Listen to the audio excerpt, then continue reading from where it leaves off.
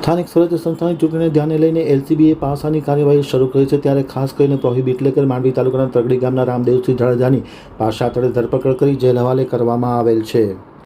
સ્થાનિક સ્વરાજ્ય સંસ્થાની ચૂંટણીને ધ્યાને લઈને પશ્ચિમ કચ્છ એલસીબી દ્વારા ખાસ કરીને દારૂનું વેચાણ કરતા અસામાજિક તત્વો સામે પાસાની શસ્ત્ર ઉગામવામાં આવ્યું છે। પોલીસ સબ ઇન્સ્પેક્ટર સિનોલના નેતૃત્વ હેઠળ એએસઆઈ મયુરધ્વજસિંહ રાણા અને પરબત ચૌધરીએ પાસાની દરખાસ્ત તૈયાર કરી અને આરોપી રામદેવસિંહ ઉર્ફે રોહિતસિંહ કેશુભા જાડેજા વિરુદ્ધ દાખલ થયા ગુનાને ધ્યાનમાં રાખી પાસાની દરખાસ્ત જિલ્લા કલેક્ટર આનંદ પટેલને મોકલી આપી જે મંજૂર કરી અને આખરે આરોપીને પાસા હેઠળ ધરપકડ કરી જેલ હવાલે કરવામાં આવેલ છે। આરોપી રામદેવસિંહ ઉર્ફે રોહિતસિંહ કેશુભા જાડેજા ઉંમર વર્ષ 30 રહેવાસી દરબારવાસ તગડી માંડવીવાળા વિરુદ્ધ પાસાની દરખાસ્ત કરી અને તેમને જેલમાં મોકલી આપવાની કામગીરી કરવામાં આવી હતી।